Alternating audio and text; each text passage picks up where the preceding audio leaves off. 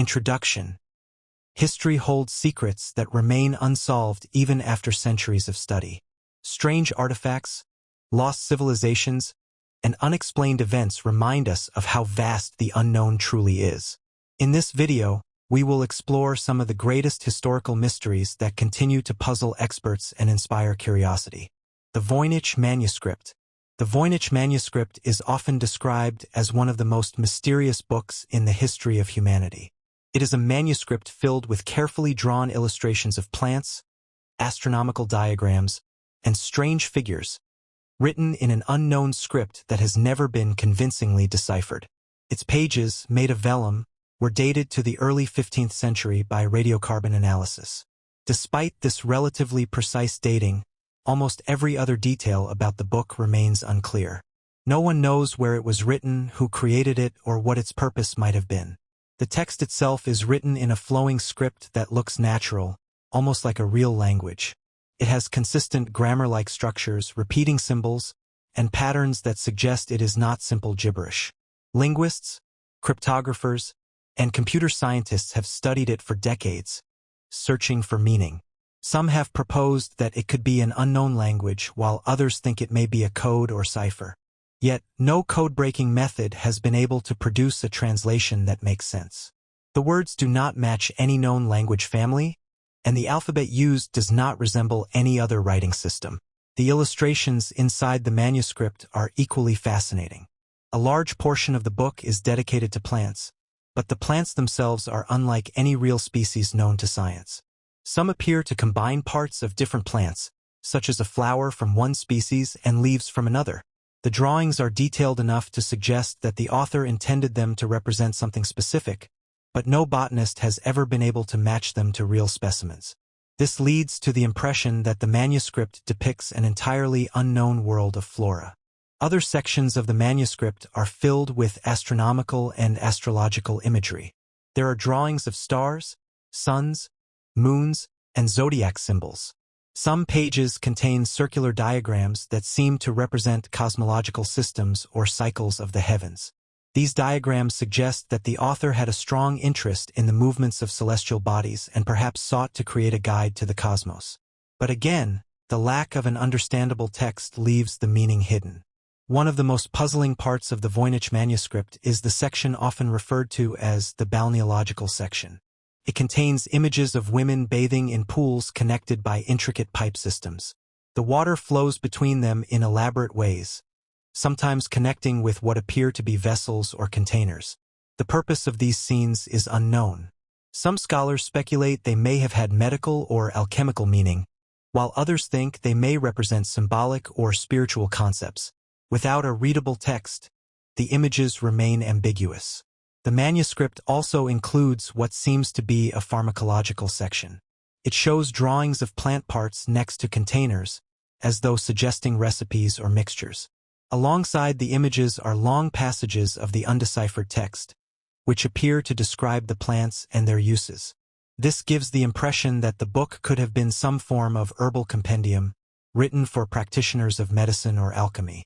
If this is true, it may represent knowledge that has since been lost. The mystery of the Voynich manuscript deepened when its modern history came into focus. It was rediscovered in 1912 by a rare book dealer named Wilfred Voynich, from whom it takes its modern name. He purchased it in Italy, and soon after, it began attracting the attention of scholars and cryptographers.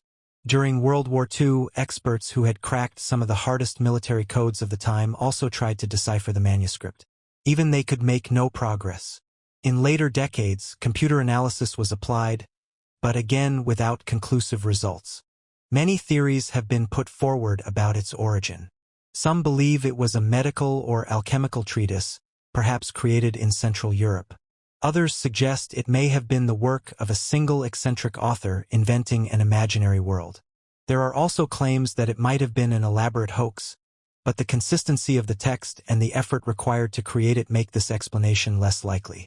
If it were a hoax, it would have been one of the most sophisticated in history. The Voynich manuscript has continued to resist interpretation for over 600 years. Each attempt to unlock its secrets only deepens the fascination. It exists as a bridge between the known and the unknown, a tangible artifact that embodies mystery itself. Its vellum pages, ink, and pigments are real, and yet the meaning they hold remains hidden. For now, the manuscript stands as a silent reminder of how much of human history and knowledge may still be beyond our reach. The Phaistos Disc. The Phaistos Disc is one of the most enigmatic artifacts of the ancient world. Discovered in 1908 during an archaeological excavation on the island of Crete, it has puzzled historians, linguists, and archaeologists for more than a century. The disc itself is made of fired clay, measuring about 15 centimeters in diameter, and is slightly less than 2 centimeters thick. On both of its sides are carefully impressed symbols arranged in a spiral that winds inward toward the center. These symbols, 241 in total, were stamped into the clay while it was still soft, using a set of pre-formed stamps or seals. This method of production makes the disc unique in the archaeological record, leading some scholars to describe it as the earliest known example of movable type. The discovery took place in the ruins of the Minoan Palace of Phaistos, one of the major centers of Minoan civilization during the Bronze Age. Luigi Pernier, the Italian archaeologist who found the disc, uncovered it in a basement room of the palace complex. Alongside the disc were found fragments of other tablets with more familiar Minoan scripts, such as Linear A, but none of them resembled the mysterious spiral symbols of the disc. From the moment of its discovery, the artifact stood apart as something entirely different from anything else associated with Minoan culture. The symbols on the disc are unlike any known writing system. There are 45 distinct signs, including images of human figures, animals, tools, plants, and geometric shapes. Some symbols resemble recognizable objects, such as a plumed head, a shield, a fish, or a flower. Others are abstract, and their meaning remains elusive. The signs are grouped into clusters, separated by small vertical lines, suggesting that they represent words or units of meaning. The overall impression is that of a structured and deliberate script, but one that has no parallels in the ancient Mediterranean world. The spiral layout of the symbols adds to the disc's mystery. The signs begin at the outer edge and wind inward toward the center in a continuous sequence. This arrangement is highly unusual compared to most known writing systems, which typically follow linear patterns, whether horizontal or vertical. The spiral could have had symbolic or ritual significance, or it may have been a practical choice for fitting a long text onto a small circular surface. Either way, the layout contributes to the sense that the disc was created with a specific and important purpose. Deciphering the Phaistos disc has proven nearly impossible.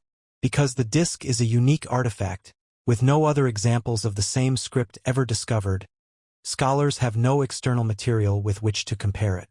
In the study of ancient languages, decipherment usually relies on finding multiple examples of a script, often including bilingual texts, as was the case with the Rosetta Stone for Egyptian hieroglyphs.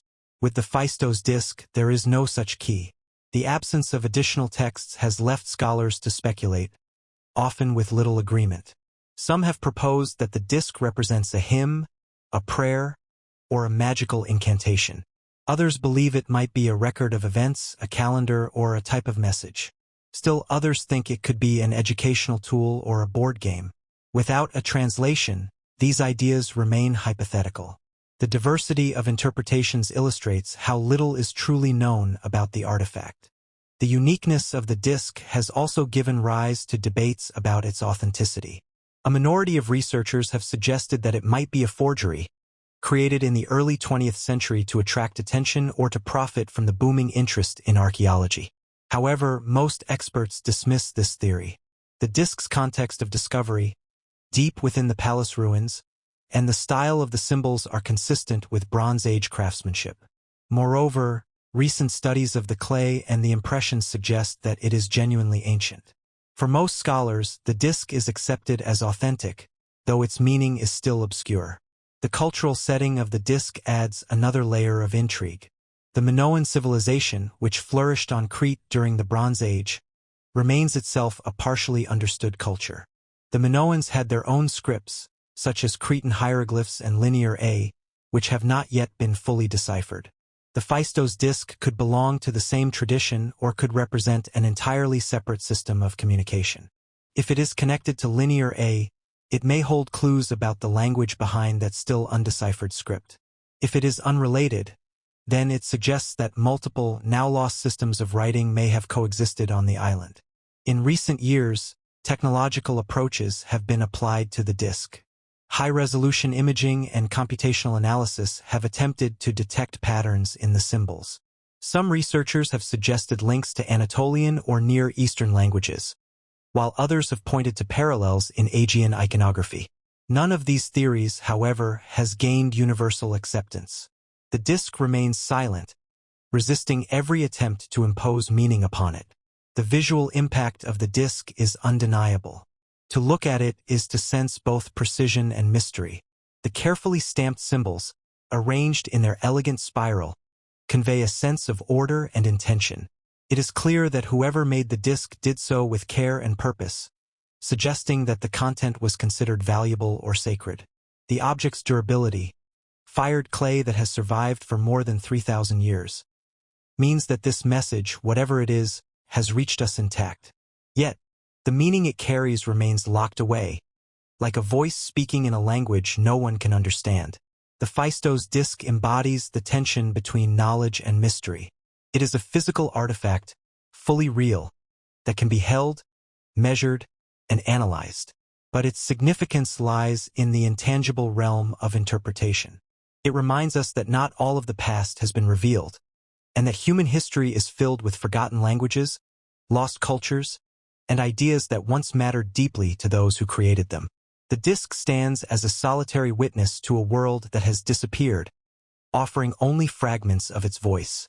More than a century after its discovery, the Phaistos Disc remains one of the most famous unsolved puzzles of archaeology.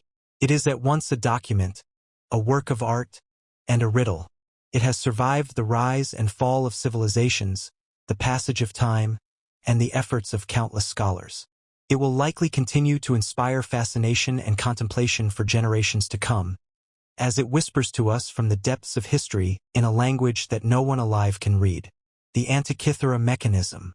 The Antikythera Mechanism is often described as the most extraordinary artifact of ancient technology ever found. Discovered in 1901 in the waters off the Greek island of Antikythera, it was part of a shipwreck dating to the 1st century BCE. At first glance, the mechanism appeared to be nothing more than a corroded lump of bronze and wood, broken into fragments after centuries under the sea.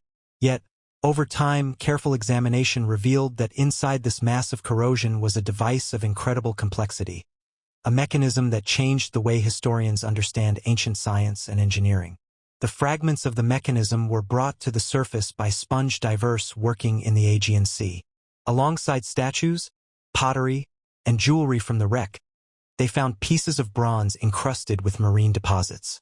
For years, the fragments attracted little attention. It was only when scholars began to study them more closely that the truth began to emerge.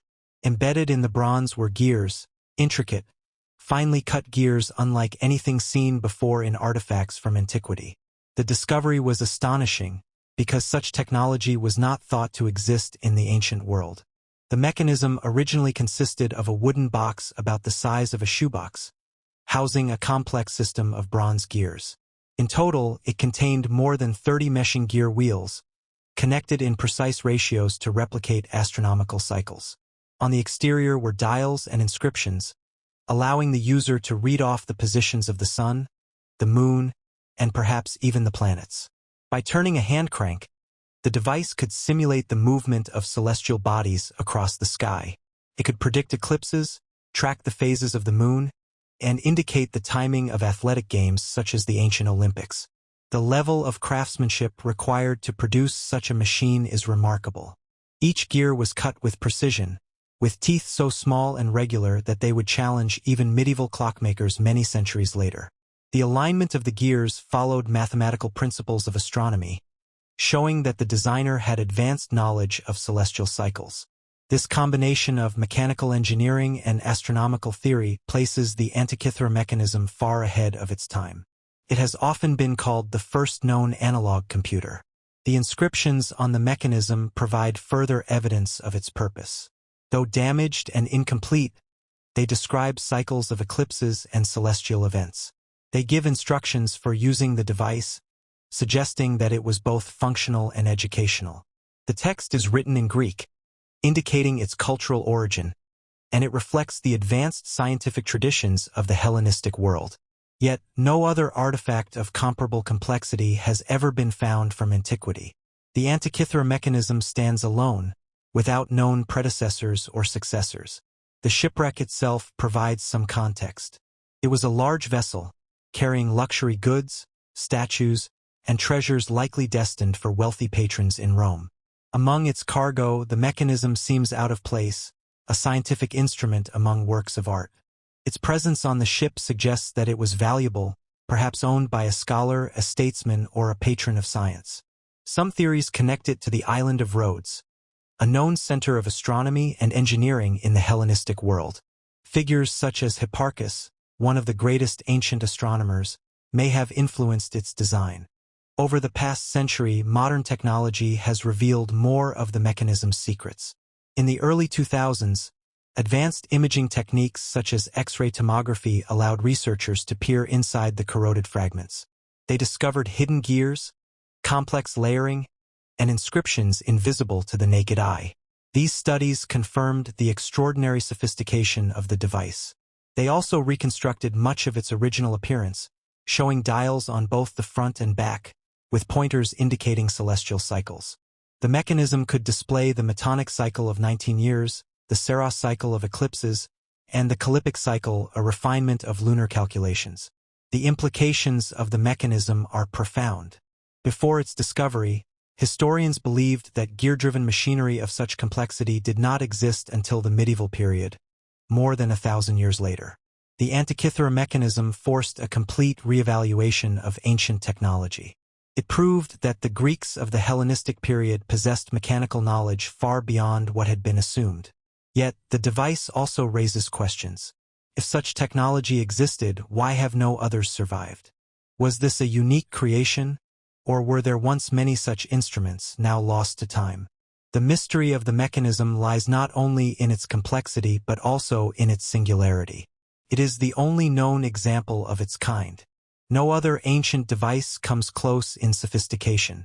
This uniqueness has fueled speculation about lost traditions of engineering and forgotten schools of craftsmanship.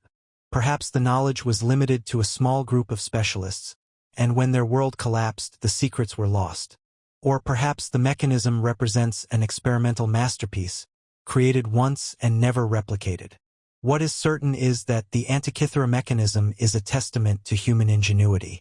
It shows that the pursuit of knowledge, the desire to understand the heavens, and the ability to translate abstract ideas into practical tools are not new. They are as old as civilization itself.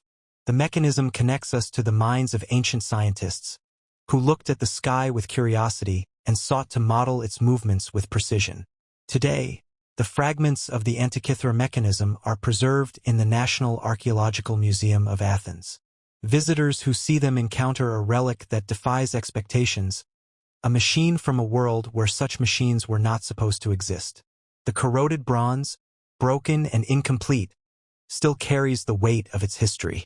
It stands as one of the most remarkable reminders of how much has been forgotten, and how much may still be hidden in the depths of the past. The Nazca Lines. The Nazca Lines are among the most striking and mysterious works of ancient art. Stretching across the arid plains of southern Peru, they form one of the largest and most enigmatic collections of geoglyphs in the world. From the ground, the lines often appear as simple furrows in the desert soil, faint paths cutting through the reddish surface. But when viewed from the air, the true scale of the designs becomes apparent. They reveal immense shapes of animals, plants, and geometric figures, etched into the landscape with astonishing precision. The geoglyphs were created by removing the upper layer of dark desert stones, exposing the lighter-colored earth beneath. This method left clear lines that have remained visible for centuries, preserved by the region's dry climate and lack of rainfall. The result is a canvas stretching across more than 450 square kilometers of desert, filled with hundreds of figures both small and immense. Some are simple straight lines or trapezoids running for kilometers across the plains. Others are intricate depictions of living creatures, including a spider, a monkey, a hummingbird, and a whale. The largest figures measure hundreds of meters in length, so vast that their full form can only be appreciated from high above. The Nazca Lines are believed to have been created by the Nazca culture, which flourished in the region between 200 BCE and 600 CE.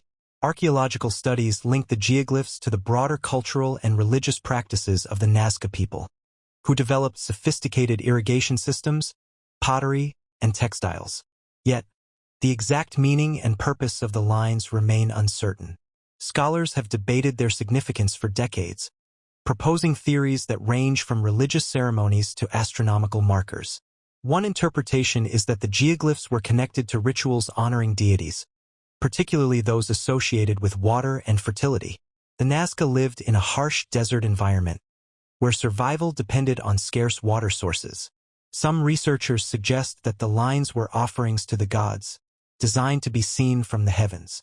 The shapes of animals may have had symbolic associations with fertility, rain, or agriculture, serving as messages or prayers inscribed on the earth.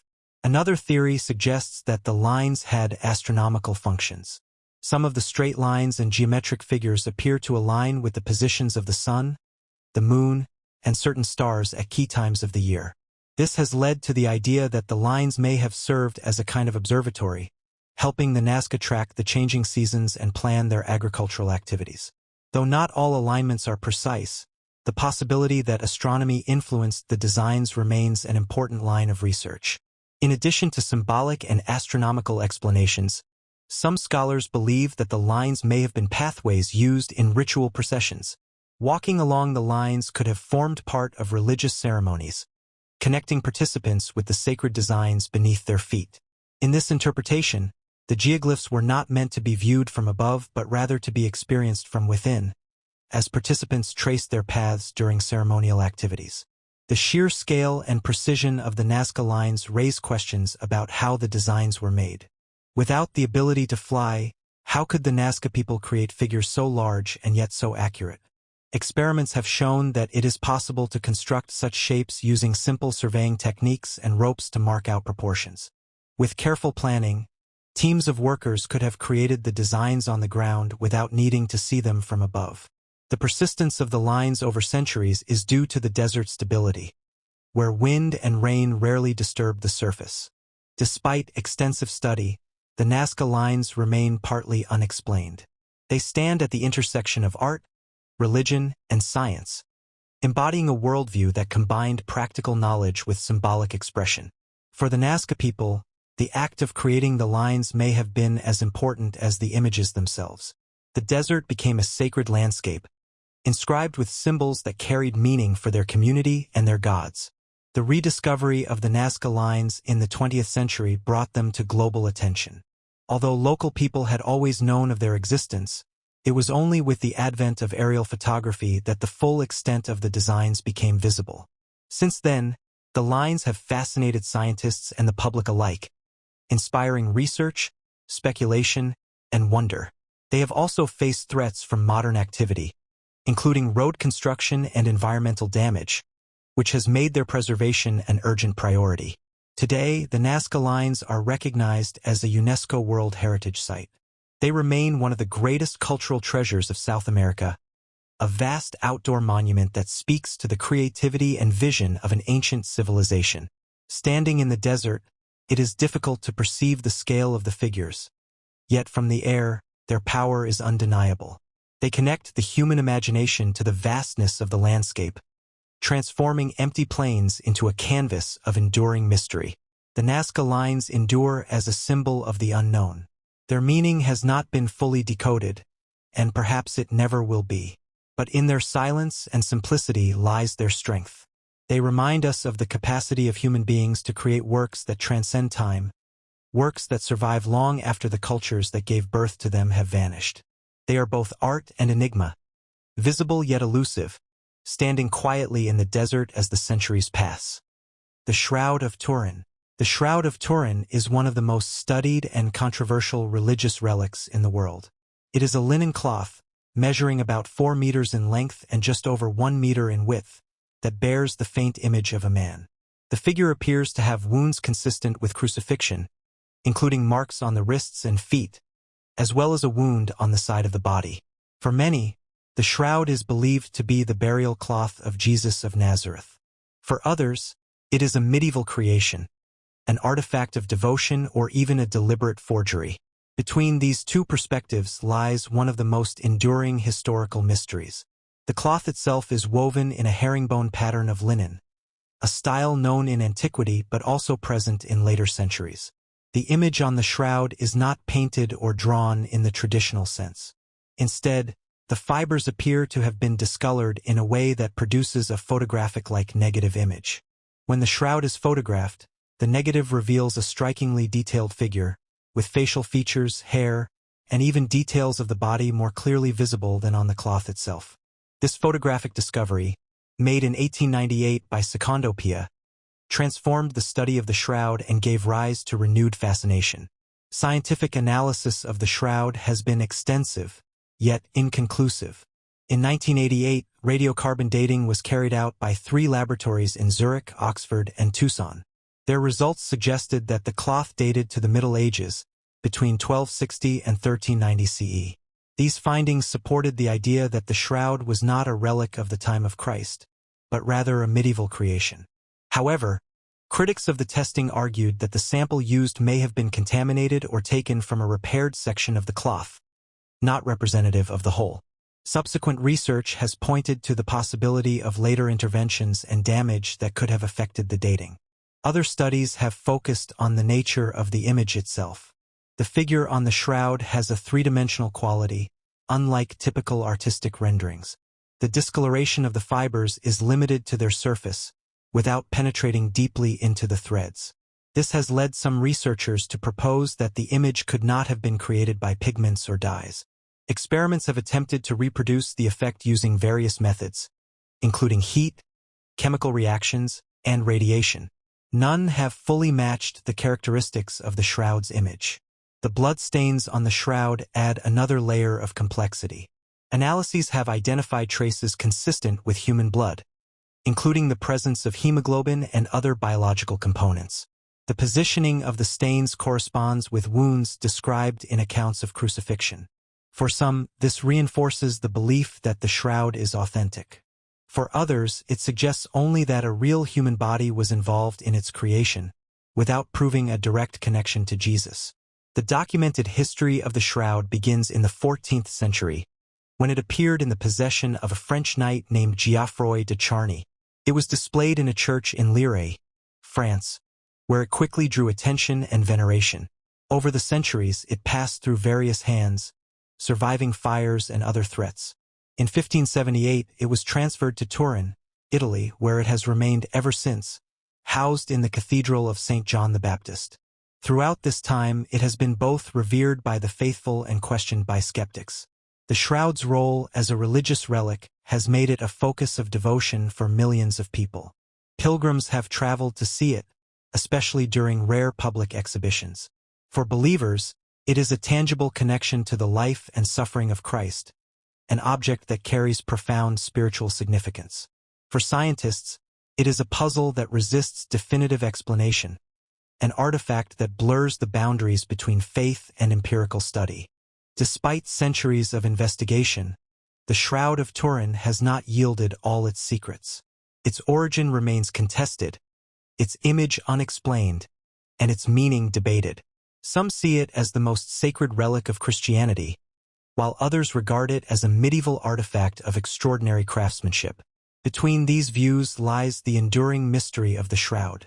The power of the Shroud of Turin lies not only in what it might be, but in what it represents. It embodies the human search for meaning, the intersection of history, science, and faith.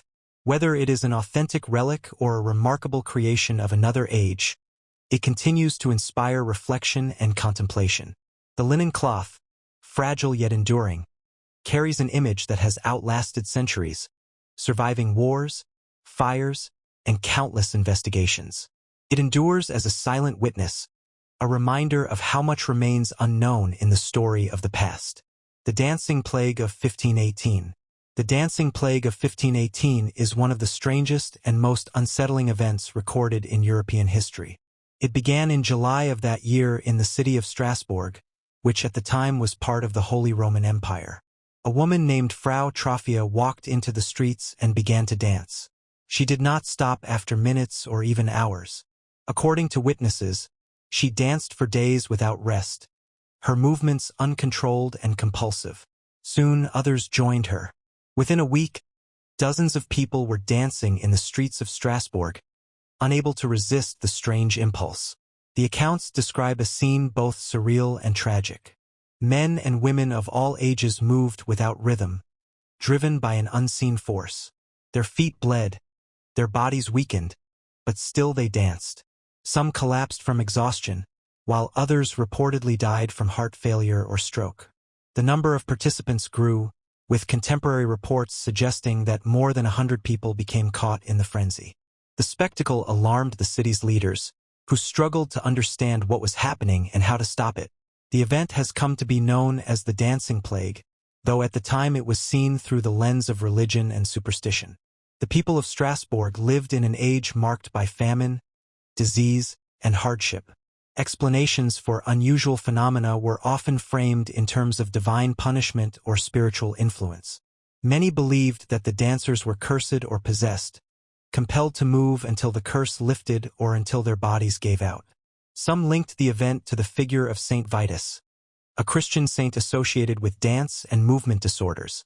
It was thought that the afflicted had fallen victim to a punishment known as Saint Vitus dance. In response, the city's authorities sought both practical and spiritual remedies. Physicians of the time dismissed supernatural causes, instead diagnosing the phenomenon as a form of hot blood. They recommended that the dancers should continue moving in order to purge themselves of the illness. This advice led the city council to take a remarkable step. They arranged for musicians to play in the streets and even hired professional dancers to accompany the afflicted. Platforms were constructed so that the dancing could continue in organized spaces. Far from stopping the plague, this only encouraged its spread, as more people joined the uncontrollable movement. The outbreak eventually subsided after several weeks, though not before leaving a deep impression on the people of Strasbourg. The image of crowds dancing themselves to death, beyond the control of reason or will, became one of the most haunting episodes in European memory.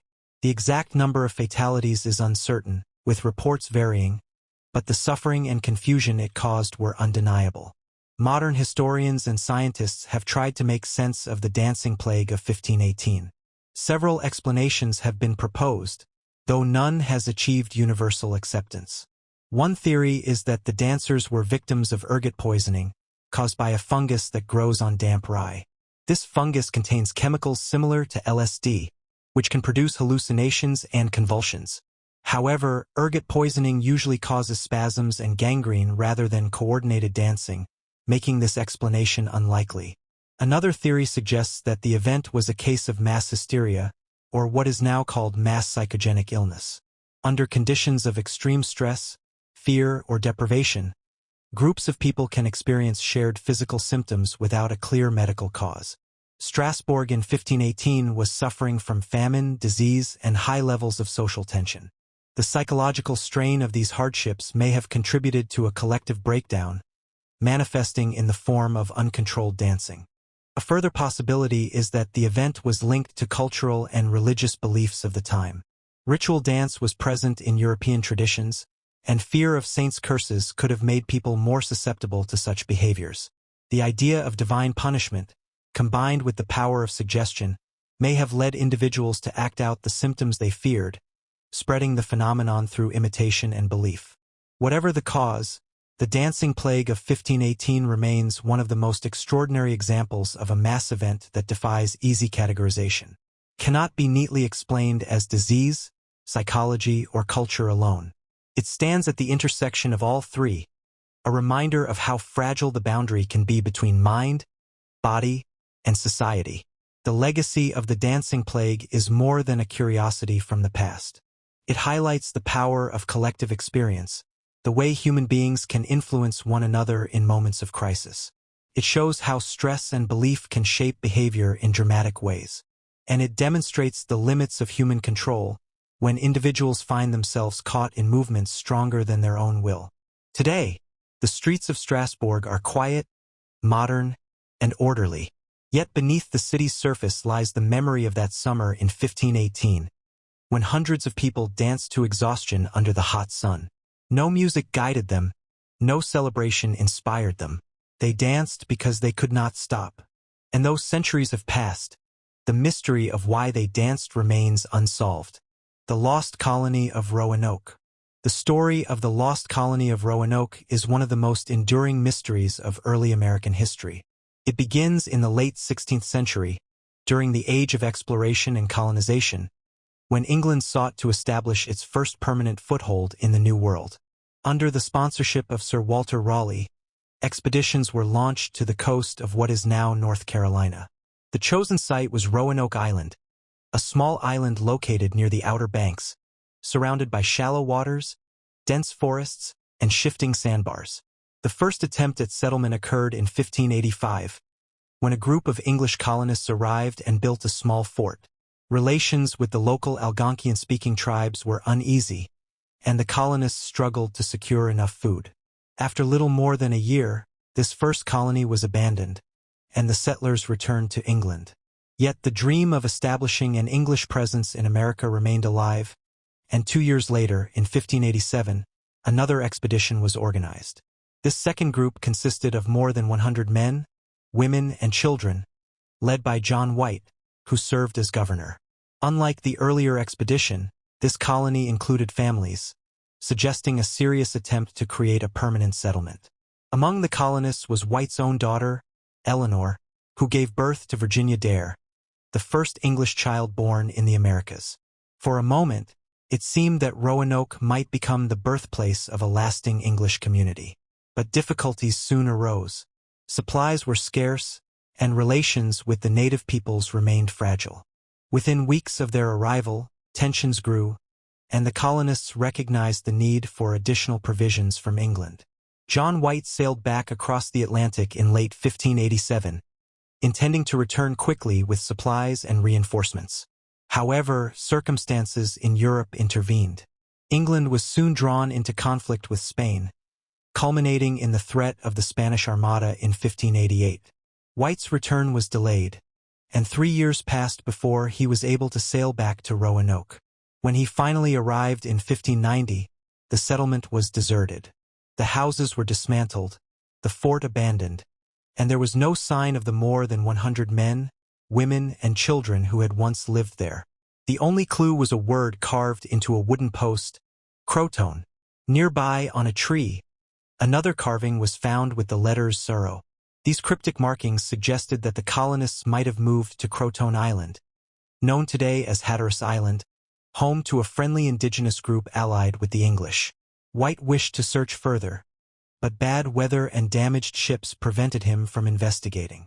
Forced to return to England, he never saw his family or the colonists again. The fate of the lost colony remained unknown, and over the centuries, speculation has continued. Many theories have been proposed. One possibility is that the colonists did indeed move to Croton Island and were absorbed into the local tribe, intermarrying and living out their lives among the native people. Oral traditions among some indigenous groups in the region speak of ancestors with European features, lending some support to this idea. Another theory is that the colonists attempted to move inland, seeking greater resources, but perished in the wilderness. Yet another suggests that they fell victim to hostile groups or to starvation during difficult winters. Archaeological evidence has been sparse. Excavations on Roanoke Island and nearby areas have revealed traces of English artifacts, but not enough to resolve the mystery. Recent research has focused on Hatteras Island, where some findings suggest contact between English settlers and indigenous peoples. Other studies have explored the possibility of settlements farther inland, along rivers and trade routes. Despite these efforts, the precise fate of the Roanoke colonists remains hidden. The disappearance of the colony has taken on symbolic meaning in American history. It represents both the dangers and uncertainties of colonization and the resilience of those who attempted to carve out new lives in unfamiliar lands. The story of Virginia Dare, the first English child born in the New World, has become part of American folklore, her name remembered as a symbol of innocence and mystery. The lost colony also serves as a reminder of the fragile balance between cultures during the early years of European expansion. Encounters between settlers and indigenous peoples could result in cooperation, conflict, or disappearance, and the Roanoke colony stands as a dramatic example of how easily human communities could vanish in the face of hardship and misunderstanding. Over 4 centuries have passed since John White's return to an empty settlement. The forests and waters of the Outer Banks have long since reclaimed the site, leaving little behind but questions. The carved word Croton remains one of the most enigmatic inscriptions in American history, a single clue pointing toward possibilities that can never be confirmed. Today, Roanoke's mystery continues to capture the imagination of historians, archaeologists, and storytellers. It is studied in classrooms, reenacted in dramas, and investigated with modern technology, yet it resists resolution. Perhaps the true fate of the colonists will one day be discovered, hidden beneath the soil of an island or along a forgotten riverbank. Or perhaps the story will remain forever uncertain, a reminder that not all of history's questions can be answered. The lost colony of Roanoke endures as more than an unsolved puzzle. It is a story of hope, struggle, disappearance, and memory. It lingers in the quiet coastal landscape, in the legends of Virginia Dare, and in the single carved word left behind. And as long as it remains unresolved, it will continue to fascinate and confuse experts, a shadow of history that has never fully faded. The Tunguska Event. On the morning of June 30th, 1908, in a remote region of Siberia, the silence of the taiga was broken by one of the most powerful natural explosions in recorded history.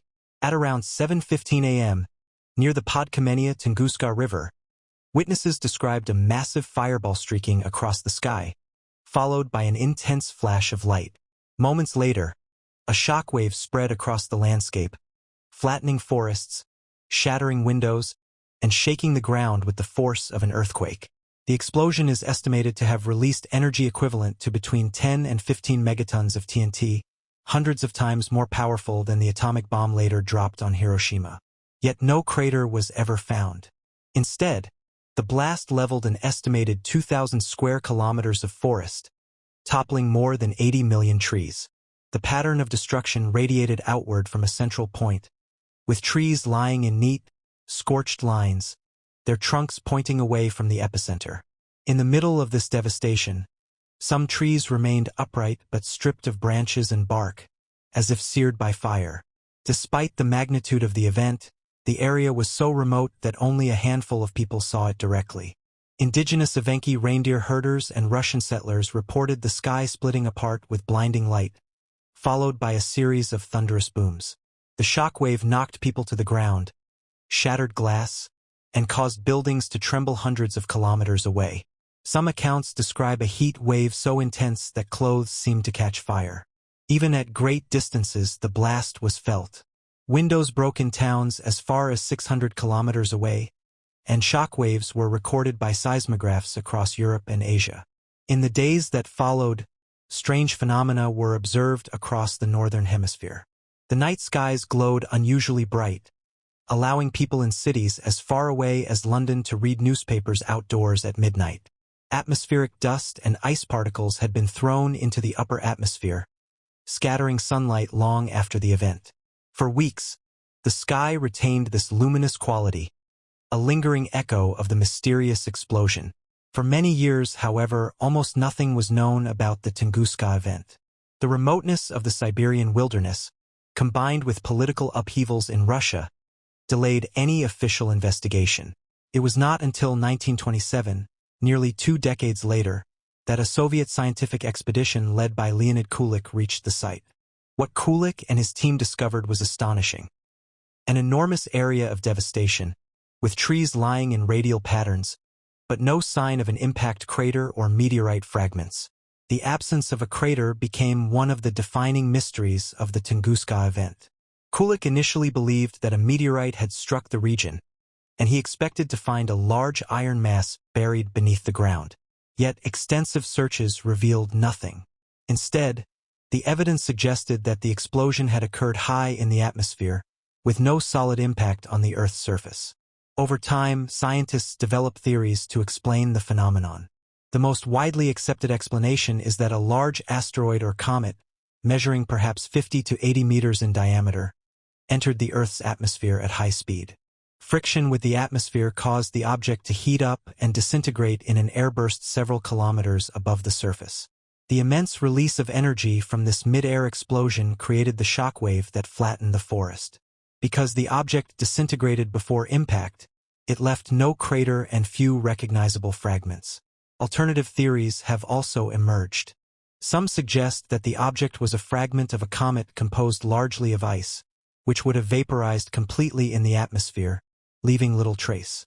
Others have speculated about unusual natural processes, such as underground gas explosions or exotic forms of energy. These ideas, while intriguing, remain less supported than the airburst hypothesis. The Tunguska Event has also inspired cultural and scientific imagination. For many, it stands as a reminder of the power of celestial objects and the vulnerability of Earth to impacts from space. Though the site was remote and sparsely populated, had the explosion occurred over a city, the devastation would have been catastrophic. In this sense, Tunguska serves as both a scientific puzzle and a warning. Modern research has continued to examine the region using satellite imagery, computer modeling, and field studies. Analyses of tree rings from the area reveal signs of intense heat and rapid growth changes after the explosion. Soil samples show elevated levels of certain materials consistent with an extraterrestrial object. High-resolution models of the blast suggest that it occurred at an altitude of around 5 to 10 kilometers above the ground, releasing enormous amounts of energy in seconds. More than a century later, the Tunguska Event remains the largest impact-related explosion in recorded history. Though science has provided plausible explanations, the lack of definitive evidence ensures that the mystery retains its aura. The Siberian taiga, vast and quiet, has largely healed. Forests have regrown, wildlife has returned, and only subtle scars remain. Yet beneath the canopy, the story of that morning in 1908 still lingers in the soil and in the patterns of fallen trees. The Tunguska Event is both a scientific case study and a piece of human memory. It demonstrates the immense forces that exist beyond our world, forces capable of altering landscapes in moments. It also shows how the unknown can endure, even in the age of science. The skies above Siberia once carried a fireball that shook the earth, and though time has softened the traces, the mystery continues to fascinate experts and dreamers alike. The Dyatlov Pass Incident. In the winter of 1959, deep in the Ural Mountains of the Soviet Union, a group of 9 young hikers set out on what was meant to be a challenging but achievable expedition. They were all experienced mountaineers, led by Igor Dyatlov, a 23-year-old engineering student from the Ural Polytechnic Institute. Their journey would take them through remote wilderness, across frozen rivers, and over snow-covered passes. It was a route designed to test their endurance and skill, a final qualification to achieve the highest level of hiking certification available at the time. The group consisted of 8 men and 2 women, all in their 20s, except for one member who was in his late 30s. They carried skis, tents, and provisions, prepared for the harsh conditions of the Ural winter. Their destination was Mount Otorten, a remote peak whose name in the local Mansi language roughly means, "Don't go there." The journey began in late January, and by all accounts, spirits were high.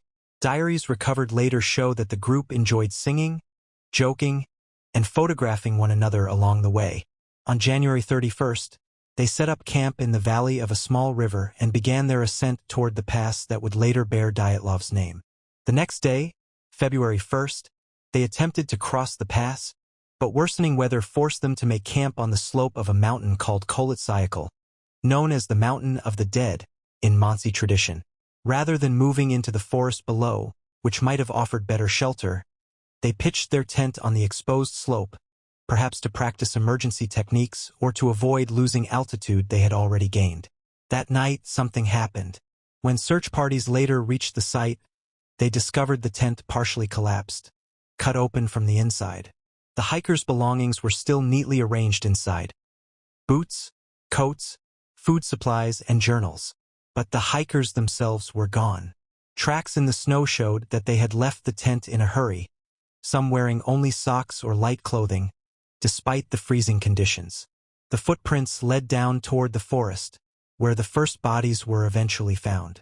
2 of the hikers were discovered at the edge of the forest, lying near the remains of a small campfire.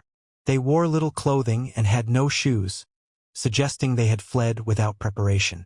3 more bodies, including that of Dyatlov himself, were found partway between the forest and the tent, as though they had tried to return but collapsed along the way. These 5 showed signs of exposure and hypothermia, consistent with the conditions they faced. It was not until several months later, after the snow had begun to melt, that the remaining 4 hikers were found in a ravine deeper within the forest. Their bodies presented more puzzling injuries. One had a fractured skull, another had multiple broken ribs, and one woman was missing her eyes. Another was missing soft tissue around the mouth. Despite these injuries, there were no signs of struggle at the campsite and no external wounds consistent with weapons. The injuries appeared to have been caused by immense pressure, similar to that of a car accident, but without corresponding surface trauma. The Soviet investigation at the time concluded only that the hikers had died from an unknown compelling force. The case was closed, but the lack of clarity fueled decades of speculation. Over time, countless theories emerged.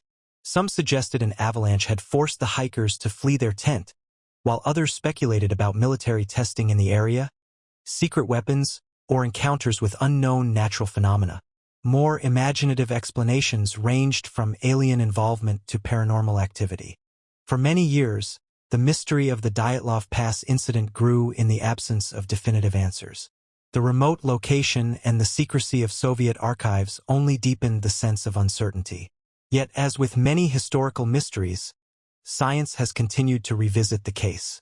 Recent studies suggest that a small slab avalanche, triggered by unusual snow conditions, may have struck the tent, prompting the hikers to cut their way out and escape in a panic.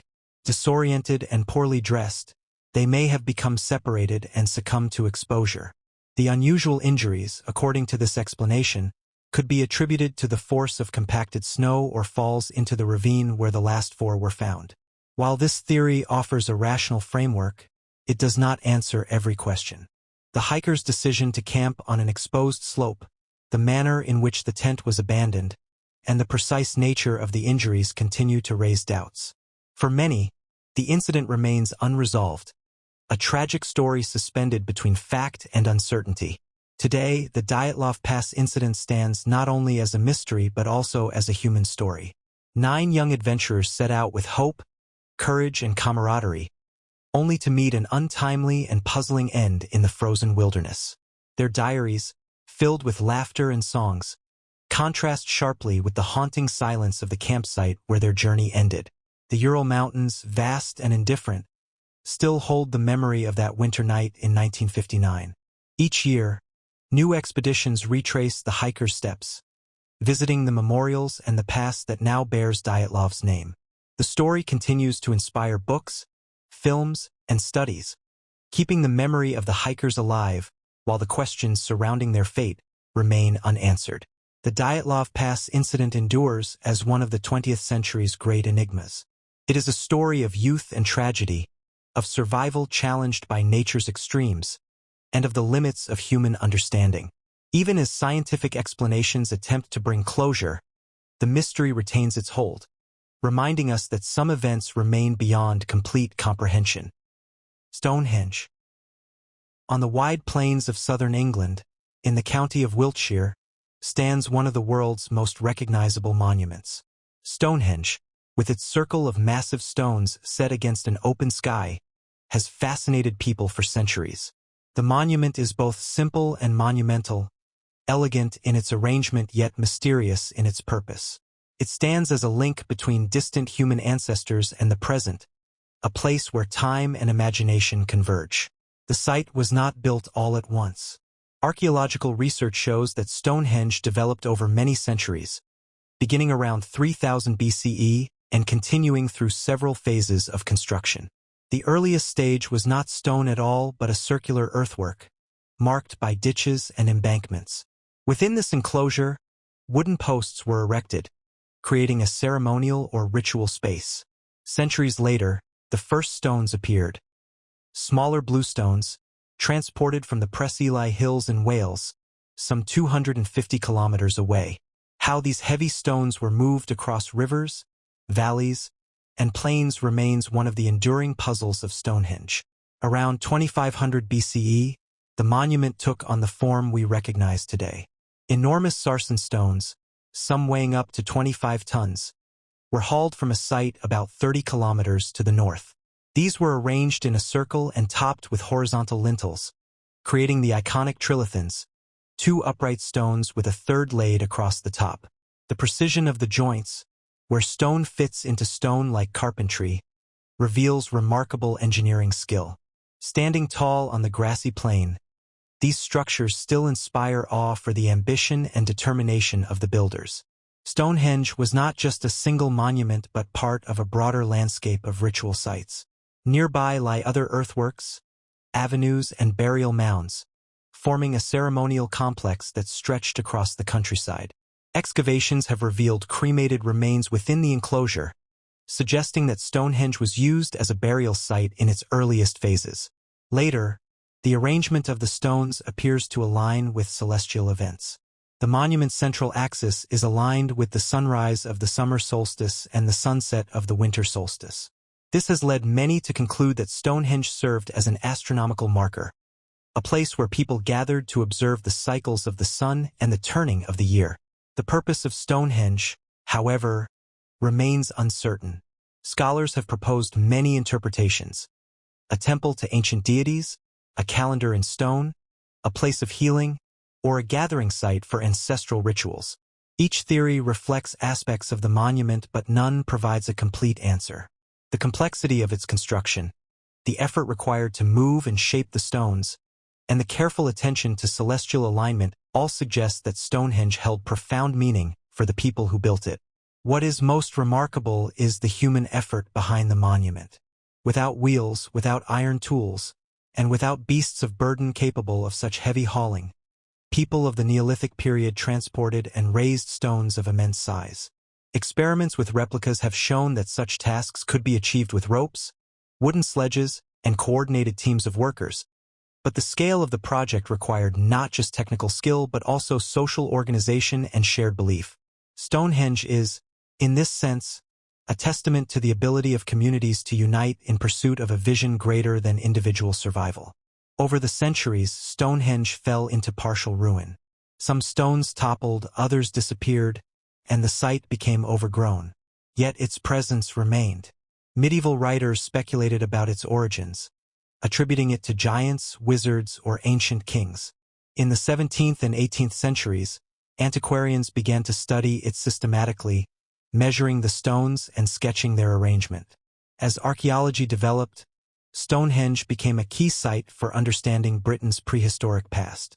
Today, Stonehenge continues to inspire. Thousands of visitors come each year, drawn by its quiet majesty and its air of enigma. On the solstices, modern gatherings still take place, echoing ancient traditions of watching the sun rise or set through the alignment of stones.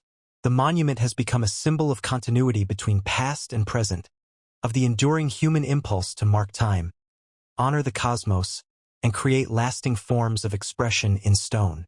Though much is now understood about how Stonehenge was built and when, its ultimate purpose remains beyond full explanation. Perhaps it was meant to serve many roles: a sacred site, a communal gathering place, a calendar, and a memorial. Or perhaps its meaning was fluid, changing over the centuries as each generation added to or reinterpreted the structure. The mystery lies not only in the stones themselves but in the intentions of the people who raised them. As the winds move across the Salisbury Plain and the sun casts long shadows between the trilithons, Stonehenge continues to hold its silence. It is a reminder of humanity's deep history, of the creativity and determination of our ancestors, and of the mysteries that still resist clear answers. The circle of stones endures, weathered but steadfast, a monument to the passage of time and the enduring human need to create meaning in the world. The Sphinx of Giza. On the western bank of the Nile, near the Great Pyramids of Giza, lies a monument that has gazed across the desert for thousands of years. The Great Sphinx, carved from a single limestone outcrop, is one of the most enduring symbols of ancient Egypt. With the body of a lion and the head of a human, it stands as both guardian and enigma, a silent witness to the rise and decline of dynasties, to the passage of time, and to the endless curiosity of those who come to study it. The Sphinx measures about 73 meters in length and 20 meters in height. Its massive paws stretch forward, while its human face looks eastward, toward the rising sun. The monument was carved directly from the bedrock of the Giza Plateau, with blocks cut from around its body used in the construction of nearby temples. Unlike the pyramids, which were built from countless stones carefully stacked, the Sphinx is a sculpture hewn from a single geological formation. This gives it both unity and fragility, as the limestone has weathered and eroded over millennia. The question of when the Sphinx was built has long been debated. The most widely accepted view is that it dates to the reign of Pharaoh Khafre, around 2500 BCE, during the Old Kingdom.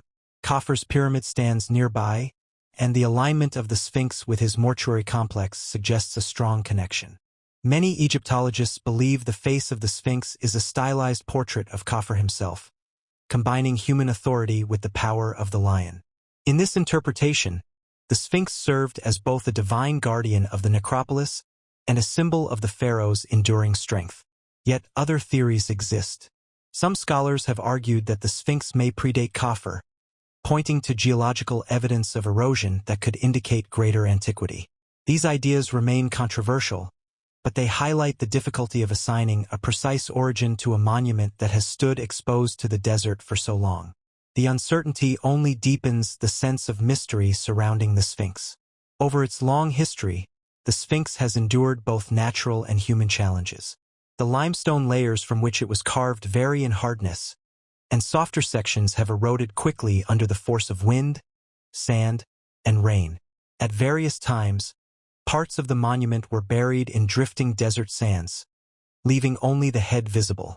Ancient texts mention the Sphinx being uncovered and restored, with pharaohs of later dynasties seeking to preserve it as a sacred relic of their ancestors. One of the most famous records comes from the dream stele of Thutmose IV, placed between the Sphinx's paws around 1400 BCE. According to the inscription, the young prince fell asleep in the shadow of the Sphinx and dreamed that the great statue promised him kingship if he cleared away the sands that covered its body. When Thutmose later became pharaoh, he commemorated this event with the stele, linking his reign to the power of the ancient guardian. In later centuries, the Sphinx continued to capture imaginations. The Greeks, encountering it in the first millennium BCE, associated it with their own myths of hybrid creatures. During the Roman period, the monument was admired as an ancient wonder, even as it continued to weather and decline. By the Middle Ages, much of the Sphinx was again buried in sand, and its meaning had grown obscure. Legends circulated about its origins, some connecting it to hidden chambers or treasures beneath its paws. The face of the Sphinx has also suffered damage. The nose is missing, a detail often explained by legend. Some stories attribute its loss to cannon fire or deliberate destruction, though evidence suggests it was removed in earlier centuries, perhaps by chisel or erosion. Despite this, the expression of the Sphinx remains striking, calm, enigmatic, and enduring. The monument's gaze, fixed on the horizon, has become an icon of timeless watchfulness. Modern archaeology has revealed much about the Sphinx and its context. Excavations have uncovered the temples adjacent to the monument, built from blocks removed during its carving. These structures suggest a complex of ritual activity, linking the Sphinx to solar worship and the cult of the pharaoh. Restoration efforts have sought to stabilize the monument against further erosion, with new technologies used to monitor cracks and weathering. Yet even with these advances, the full story of the Sphinx's creation and original function is not completely known. For many, the enduring power of the Sphinx lies in its mystery. It is at once familiar and distant, solid yet elusive. It embodies the skill and vision of ancient builders, who transformed raw stone into a figure that has outlasted empires. It stands as a symbol of protection, of kingship, and of the union between human and natural strength. But above all, it remains a reminder of how much of the past resists simple explanation. Today, visitors from around the world stand before the Sphinx, just as ancient travelers once did. They see not only a monument of stone but also a connection across time, linking the questions of the present to the achievements of the past. The wind continues to move across the plateau. The sun rises behind the monument each morning, and the Sphinx keeps its silent watch. The great Sphinx of Giza is more than a relic of an ancient civilization. It is a dialogue between nature and human imagination, between permanence and decay. It continues to guard the plateau as it has for thousands of years, a mystery carved in stone, enduring against time, and offering no answers beyond its patient, eternal gaze. The Easter island Moai. Far out in the Pacific Ocean, more than 2,000 kilometers from the nearest inhabited land, lies a small island that has become famous for its monumental statues. Known to its inhabitants as Rapa Nui, and to much of the world as Easter Island, it is one of the most isolated places on Earth. Scattered across its slopes and plains stand nearly 900 Moai, massive stone figures with elongated faces, solemn expressions, and heavy brows. These statues have come to symbolize both the creativity of human culture and the mysteries of ancient societies. The Moai were carved from volcanic tuff, a relatively soft stone found in the island's main quarry at Roanoke. The quarry itself still holds hundreds of unfinished statues, some lying on the slopes, others partially embedded in the rock. Each figure was carved with distinct features but shared a common style: long noses, deep eye sockets, and prominent chins. Most stand between 4 and 10 meters tall, though some reach even greater heights. The largest, left incomplete, would have stood over 20 meters tall and weighed more than 200 tons. Creating the Moai required not only technical skill but also a deep cultural purpose. The statues are believed to represent ancestors, chiefs, or important figures who embodied spiritual power, known on Rapa Nui as mana. By erecting the Moai, communities sought to ensure protection, prosperity, and fertility. Once carved, the statues were transported from the quarry to different parts of the island, a task that remains one of the great mysteries of Rapa Nui. How the islanders moved such immense figures without wheels, large animals, or advanced machinery is still debated. Some researchers propose that the statues were dragged on sledges or rollers made of wood. Others suggest that ropes were used to walk the statues forward in a controlled rocking motion, shifting from side to side. Experiments with replicas have shown that this technique is possible, requiring careful coordination and a large workforce. Whatever the method, the transport of the Moai stands as a remarkable achievement of ingenuity and communal effort. Most statues were placed on stone platforms called ahu, often located along the coastline. Once set upright, the Moai sometimes received additional features. Coral eyes were fitted into the sockets, giving the statues a more lifelike presence. Some were crowned with large cylindrical hats, or pukeo, made of red scoria from another quarry. Standing tall against the horizon, the Moai looked inland, watching over the communities they represented. In this way, the statues served not only as monuments but as guardians, linking the living with the authority and protection of the dead. The history of the Moai, however, is not only a story of creation but also of change. At some point in the island's past, many statues were toppled. The reasons for this remain uncertain. Some accounts suggest that conflicts between clans led to the deliberate overturning of rival statues. Others propose that environmental stress, deforestation, and resource scarcity caused social upheaval, leading to the abandonment of the old traditions. The exact sequence of events is still debated, but the broken and fallen statues bear silent witness to a time of transformation and struggle. The isolation of Rapa Nui has also contributed to the mystery. The island is small, only about 24 kilometers across, with limited resources. The construction and transport of the Moai would have placed heavy demands on the environment, particularly on forests used for wood and ropes.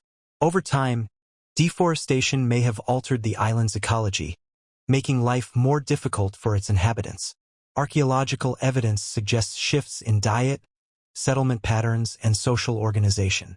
Yet despite these challenges, the culture of Rapa Nui endured, adapting and continuing traditions in new forms.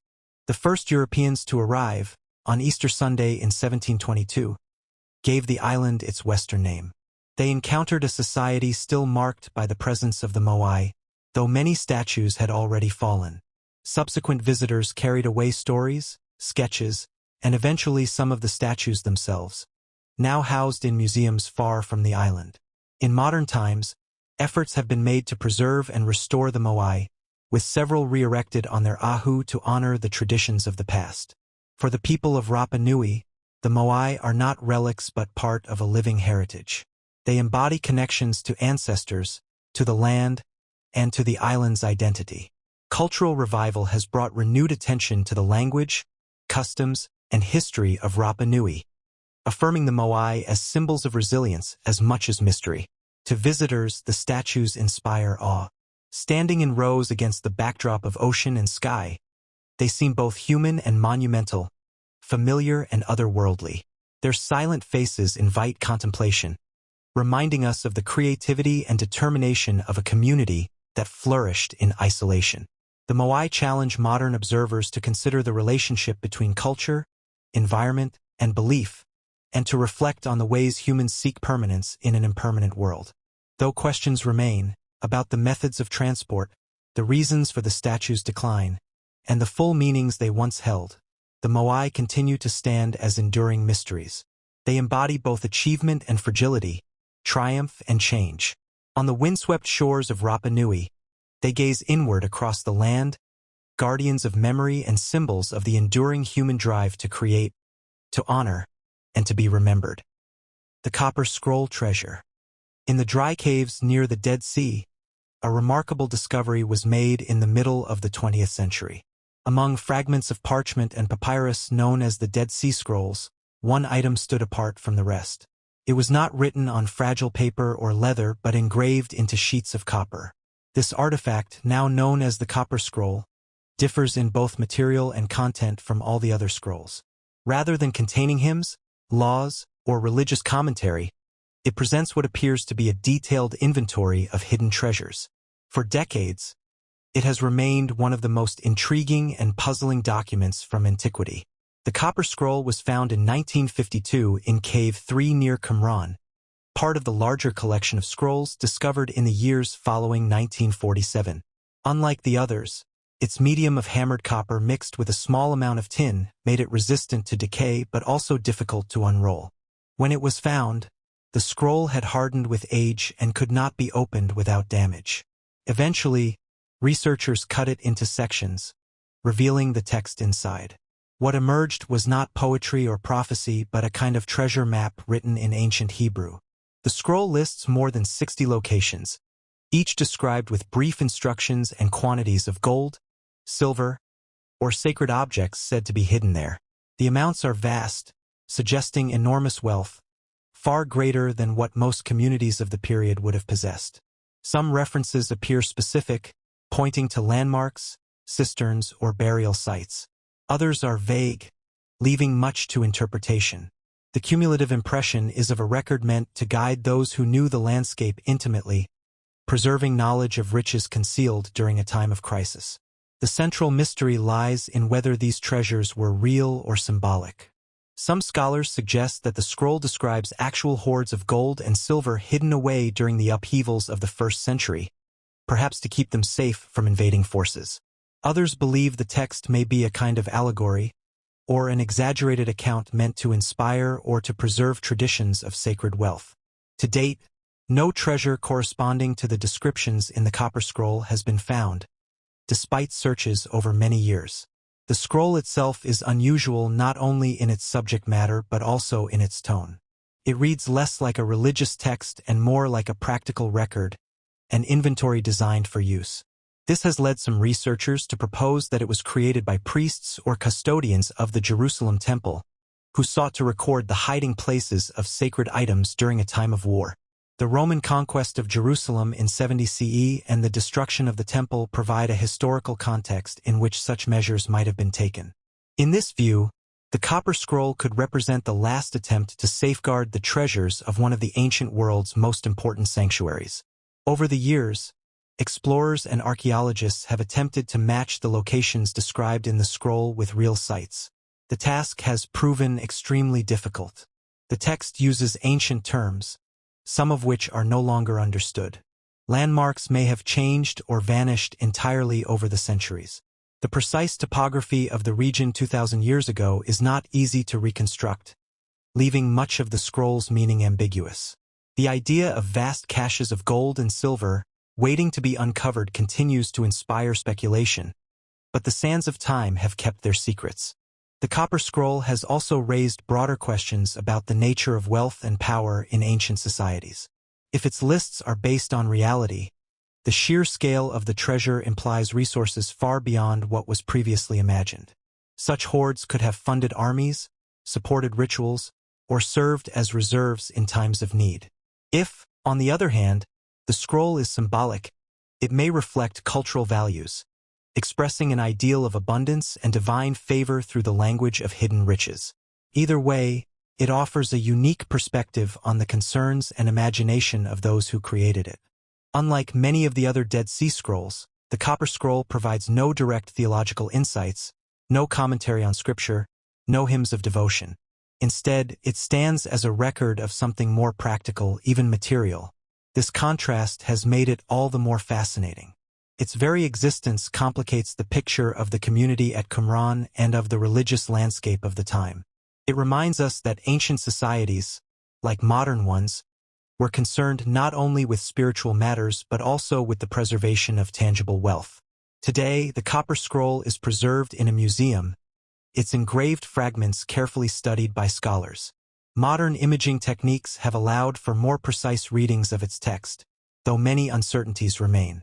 Each line is examined for clues, each phrase analyzed for connections to known sites. Yet the essential mystery endures. No gold has been uncovered, no silver unearthed, no hidden chambers revealed. The treasure, if it ever existed, remains lost. And so the Copper Scroll continues to invite both scholarship and wonder. It is a text without equal, a voice from the past that speaks of hidden places and forgotten wealth. Whether it records actual caches buried beneath the soil of ancient Judea or symbolizes hopes and memories now beyond recovery, it stands as a monument to human imagination and the desire to preserve value against the passage of time. In its silence, it challenges us to consider what we choose to hide, what we choose to remember, and what we ultimately lose. Like the Moai of Rapa Nui or the stones of Stonehenge, the Copper Scroll belongs to a category of mysteries that resist final answers. It is a reminder that history is not only what we uncover but also what remains concealed. The treasure it describes may never be found, but the scroll itself endures as a treasure of another kind. An enduring puzzle, etched in metal, preserved through centuries, and still whispering of secrets locked beneath the surface of time. The Great Flood Myths. Across many cultures and distant regions of the world, there exists a recurring story of a great flood that once covered the land. These narratives appear in traditions as varied as Mesopotamia, India, China, the Americas, and the islands of the Pacific. The details differ from place to place, yet the theme remains consistent. Rising waters, survival against overwhelming catastrophe, and the rebirth of humanity after destruction. Among the oldest and most detailed versions is the Mesopotamian account preserved in the Epic of Gilgamesh, where a hero named Utnapishtim survives a flood sent by the gods. In the Hebrew Bible, Noah builds an ark to save his family and the animals of the world. In Indian tradition, the wise King Manu is warned by a divine being in the form of a fish and constructs a vessel to endure the waters. In China, stories tell of floods that reshaped the land, controlled only through immense effort by culture heroes. The persistence of this theme across continents has long fascinated scholars. The similarities suggest either a shared ancient memory or a pattern of human storytelling shaped by the natural environment. Floods are among the most destructive and transformative events that people can experience. They erase boundaries, sweep away homes, and leave behind a new landscape. For communities living near rivers, seas, or low plains, the possibility of sudden inundation was ever present. To transform such disasters into narrative allowed people to find meaning, to explain suffering, and to imagine renewal. Archaeological and geological studies provide some context for these myths. In Mesopotamia, evidence of large floods has been found in ancient river valleys, layers of silt that interrupted human settlements thousands of years ago. Along the Black Sea, researchers have proposed that a dramatic rise in water levels may have inspired later stories of deluge. In coastal regions and islands, tsunamis and storm surges may have left such a strong mark on memory that they entered oral traditions for generations.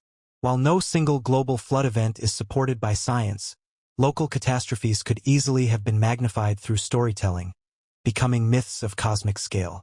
The myths often carry more than simple survival tales. They are structured around themes of morality, divine judgment, and renewal. In the biblical account, the flood comes as a response to human corruption, with Noah chosen for his righteousness. In Mesopotamian tradition, the flood reflects the unpredictable will of the gods, overwhelming even those who lived faithfully. In Polynesian myths, floods sometimes mark the transformation of islands, separating people from one another and creating the world as it is known today. Through these variations, floods serve as both punishment and opportunity, both ending and beginning. One of the striking aspects of these stories is their focus on preservation. Whether it is Noah's Ark, Manu's boat, or Utnapishtim's vessel, the motif of saving life against destruction recurs again and again. Animals, seeds, families, or sacred knowledge are carried across the waters, ensuring continuity.